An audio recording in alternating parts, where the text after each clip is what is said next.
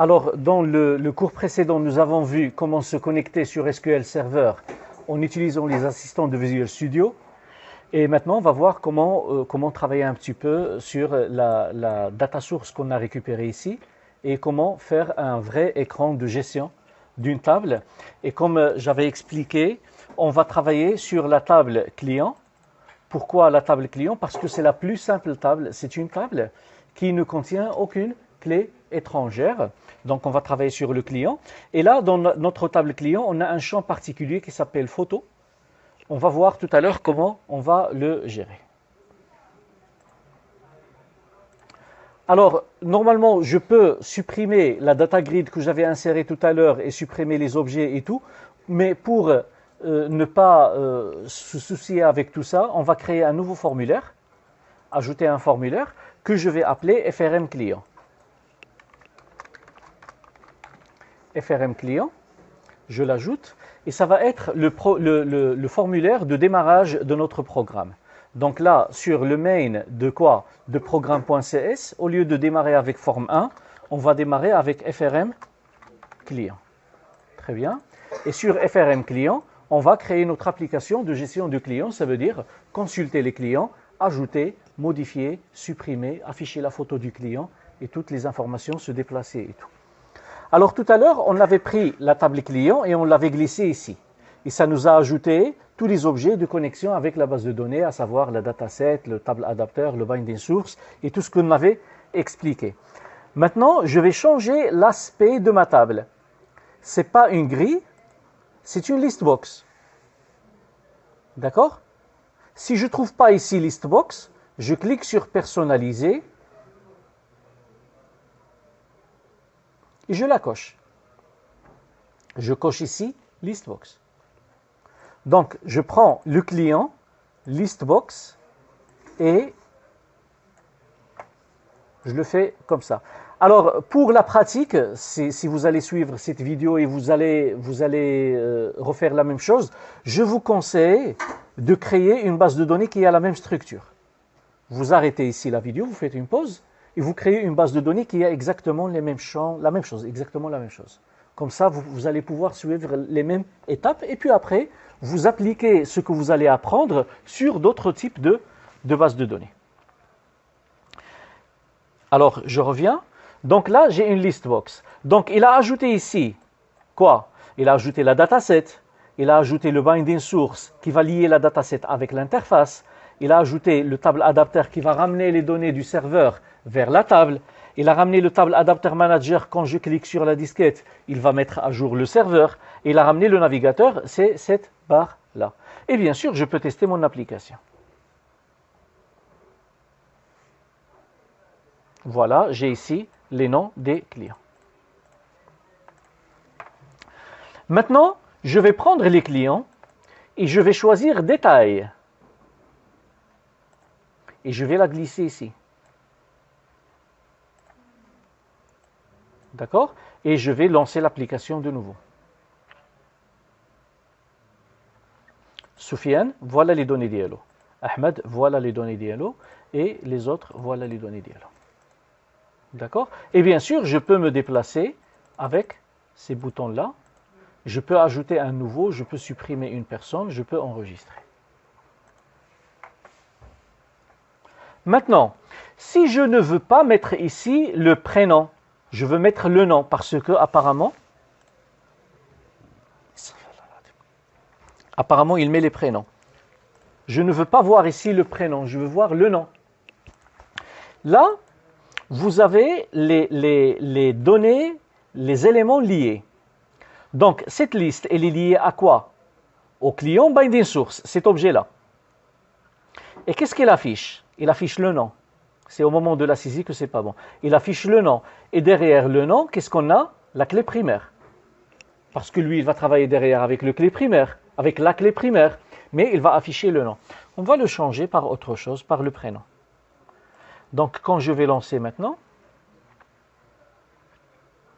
c'est les noms qui sont affichés. C'est inversé. D'accord? Donc, on a changé. Alors, juste pour bien maîtriser les choses, je vais ajouter une listbox normale et deux zones de texte normales. Ce sont deux zones de texte que j'ai ramenées de quoi? De la barre à outils. Ce sont des zones de texte et listes vides. Bien sûr, il n'y aura rien dedans. On est d'accord? Il n'y a rien dedans. Moi, je veux lier cette base ces objets-là avec la base de données. C'est très très simple. Alors, soit je travaille par là, soit je travaille sur les propriétés. C'est la même chose. Moi, je vais travailler ici et je vais vous montrer les propriétés qui ont été modifiées.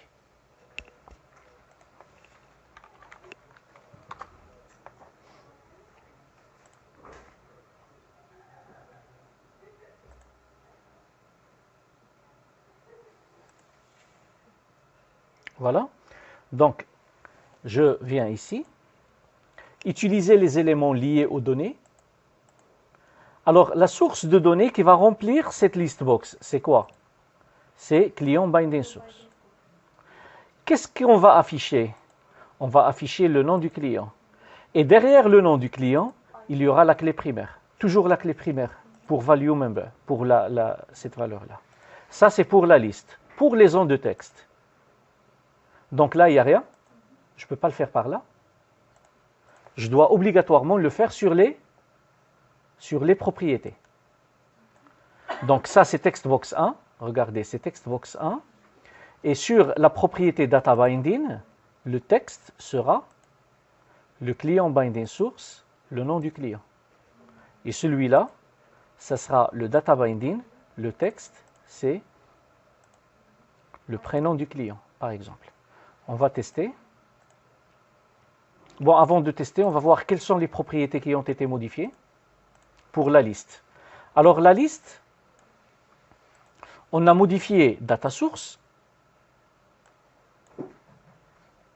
Vous pouvez le faire manuellement vous-même. Vous pouvez prendre une autre list box. Voilà. Et aller sur ses propriétés. Donc, sur data source, je vais mettre client binding source. Sur display member, celui-là, je vais mettre le nom du client. Sur value member, ici, je vais mettre le ID du client. C'est l'équivalent de ça. D'accord? Soit je le fais ici, soit je le fais sur les propriétés. Les zones de texte, il faut obligatoirement les faire sur les propriétés. Je démarre. Bien sûr, les trois listes seront remplies et les deux zones de texte, ils seront remplis. Et ils sont tous liés ensemble. Pourquoi? Parce qu'ils sont tous liés avec la même source de données, le binding. Binding, c'est lié. D'accord? Le binding source. C'est bon?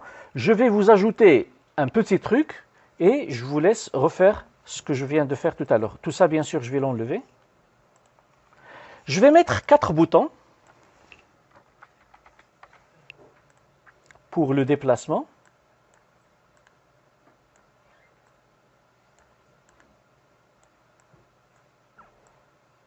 Qui vont remplacer les boutons que j'ai ici. Parce que moi, je ne veux pas utiliser le navigateur, je veux personnaliser mon interface. Je veux faire mon interface à moi. D'accord? Alors, ces 4 boutons, je vais leur changer les noms, bien sûr. Celui-là, je vais l'appeler BTN, premier. BTN précédent. BTN suivant. BTN dernier. Vous pouvez mettre des images à l'intérieur, des icônes, vous pouvez les mettre comme vous voulez. Mais moi, pour aller vite, je vais faire tout simplement ça.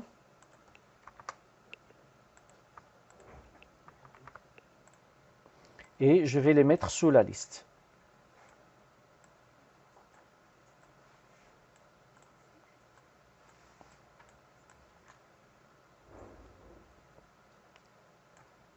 Par exemple ici. Celui-là, je vais le programmer. Donc sur le clic sur bouton dernier, qu'est-ce qu'il y a? Client binding source, point, move, et là, qu'est-ce que j'ai? Move first, move last, move next, move previous. Lequel? last.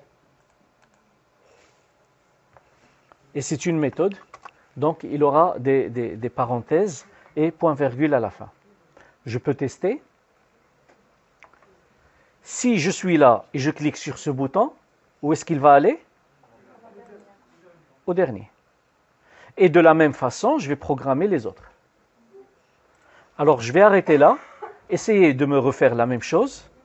D'accord? Je récapitule rapidement. Et on va terminer dans la troisième partie, tout ça. Alors, je suis allé sur les sources de données. J'ai changé le client sous forme de listbox et je l'ai glissé. Je l'ai changé en forme détail et je l'ai glissé. J'ai ajouté les boutons et je les ai programmés. Et on a vu comment les configurer si jamais il y a un problème. Comment configurer les zones de texte sur Data Binding et comment configurer les listes à partir de là ou à partir des propriétés que j'avais citées tout à l'heure. Allez-y.